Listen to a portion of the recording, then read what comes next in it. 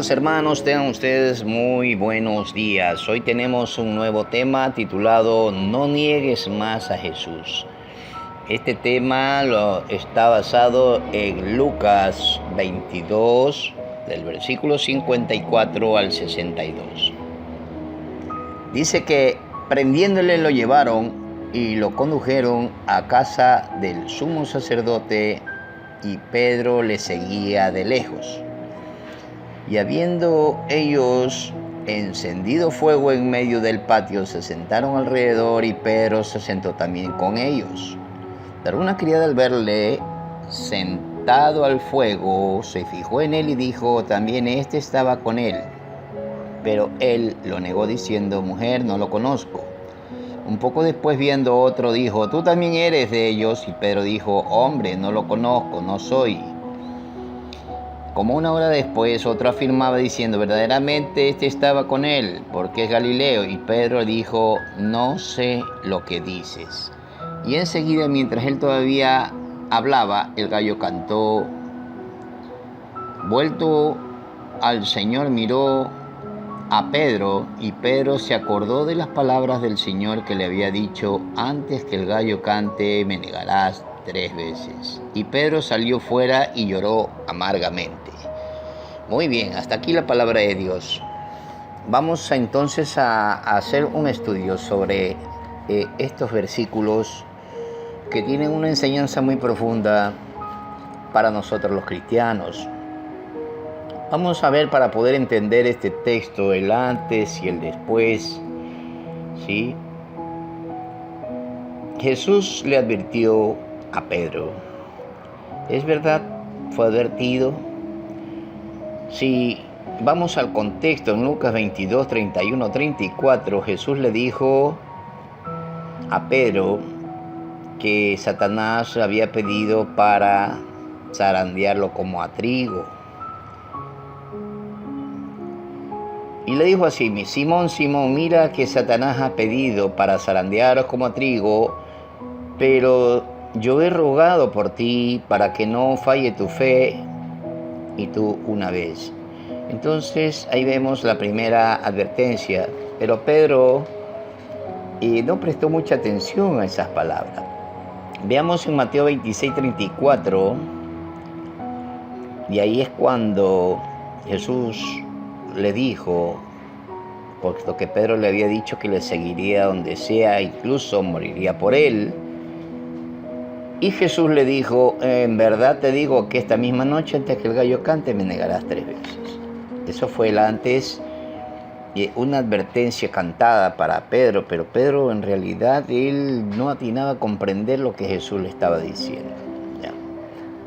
El después es el texto que acabamos de leer, en el cual Pedro no hizo como los otros, que se fueron, se dispersaron las ovejas, pero Pedro de lejos seguía a su maestro.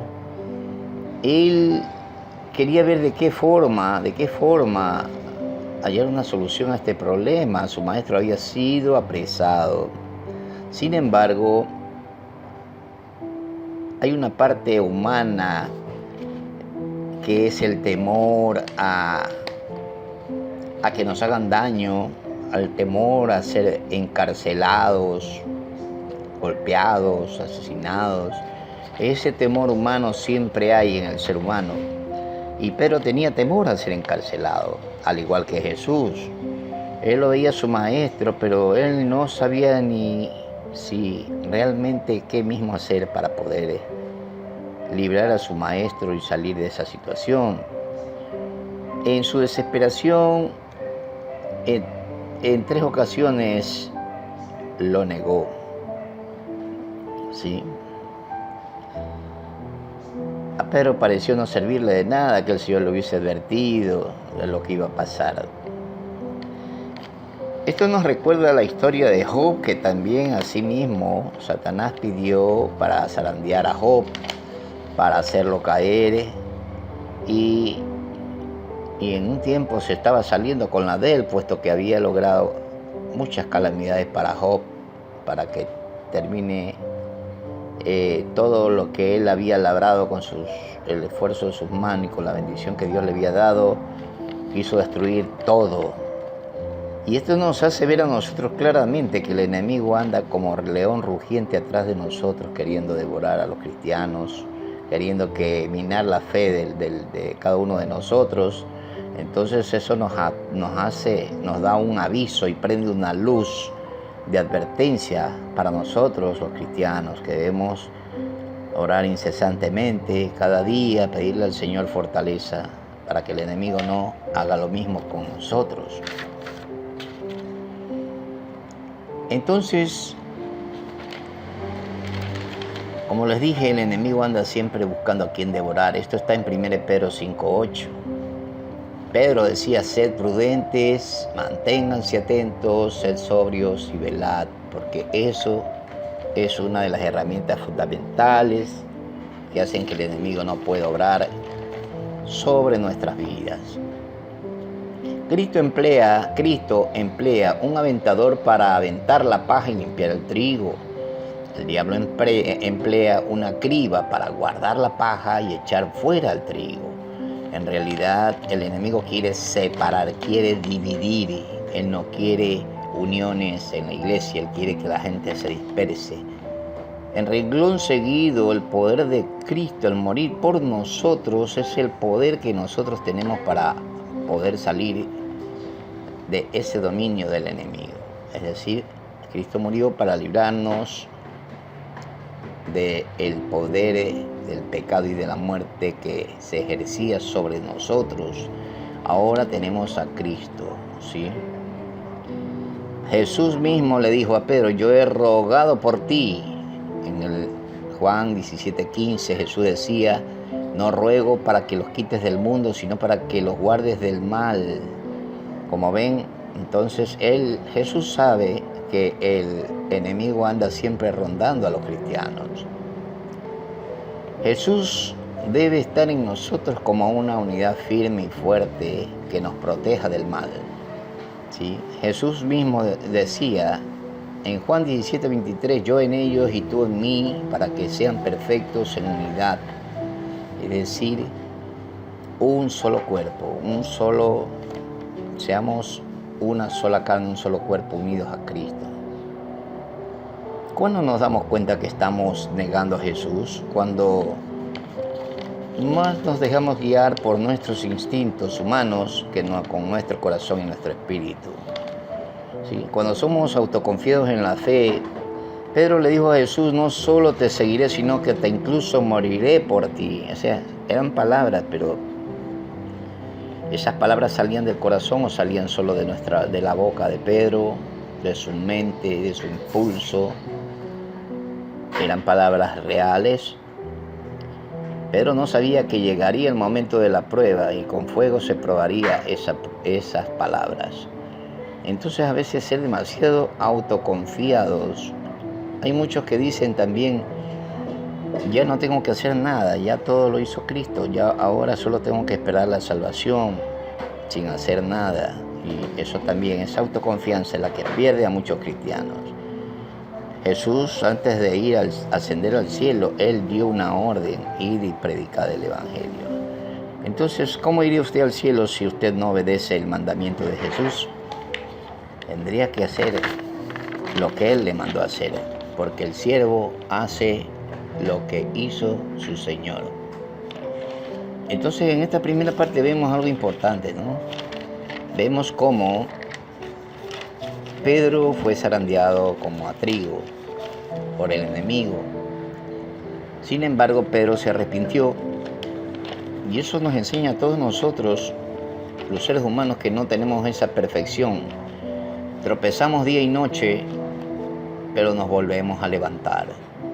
Así hizo Pedro. Pedro también se levantó de sus cenizas nuevamente y aprendió de la lección de que no debe confiar más en sus instintos, en su carácter, en su temperamento. Debe confiar más en Dios, en su corazón y en su espíritu, y entregar abiertamente su fe a Él incondicional.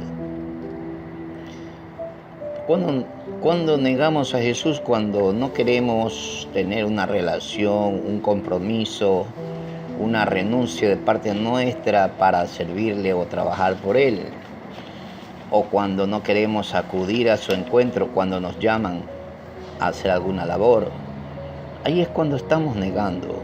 No es necesario que hagamos lo que hizo Pedro de negarlo con sus palabras, pero con nuestras acciones también los estamos haciendo. Así que mucho ojo con eso. Es necesario que nuestras acciones demuestren que no estamos negando al Señor con nuestras acciones. La Biblia narra de que Pedro se dejaba guiar a veces por los instintos y por su temperamento. Hay una historia en la cual dice que después de alimentar a los 5.000, los apóstoles subieron a una barca y hubo una gran tormenta. Dice, y vieron a Jesús caminar sobre las aguas y se llenaron de gran temor y espanto.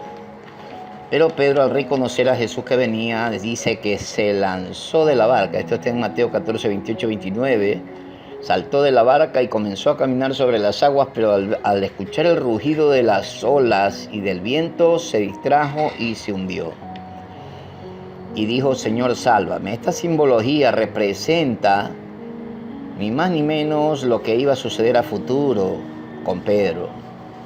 Pedro seguía firmemente a Jesús, incluso logró caminar sobre las aguas, pero al escuchar el rugido del viento, de las persecuciones, del temor, de los encarcelamientos, tuvo miedo, tuvo temor, y ese temor lo hizo hundir, ¿sí? Porque lo negó en 3 ocasiones y luego que se dio cuenta lloró amargamente, ¿sí?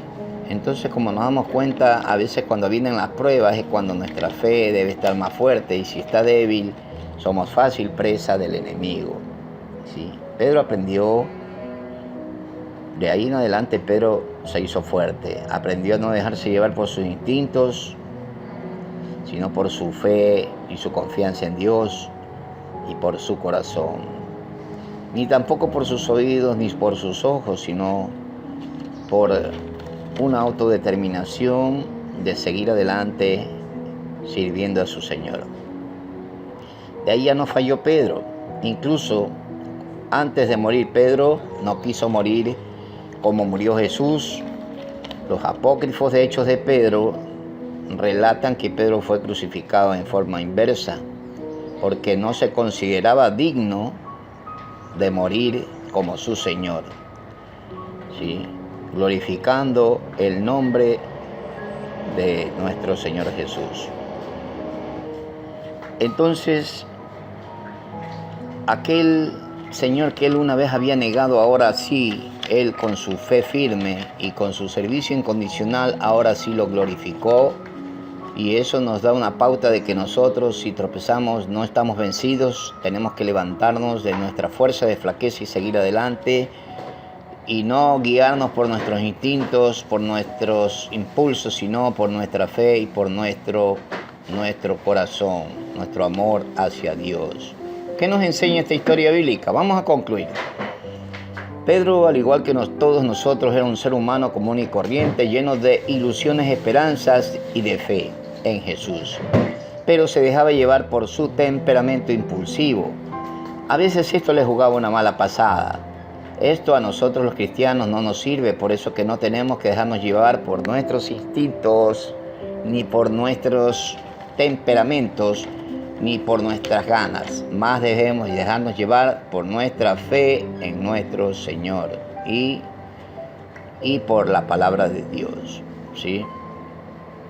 No confiar en nosotros mismos tanto, sino más nuestra confianza debe estar depositada en Jesús, ¿sí? Así como precisamente aconteció con Pedro, ya no es necesario dejarnos guiar por nuestra voluntad, sino por la voluntad que Dios tiene sobre nosotros. La perseverancia de Pedro para no volver a caer fue muy fuerte, y de ahí en adelante Pedro sirvió al Señor con mucha dedicación, con mucho amor y con mucho fervor, ¿sí?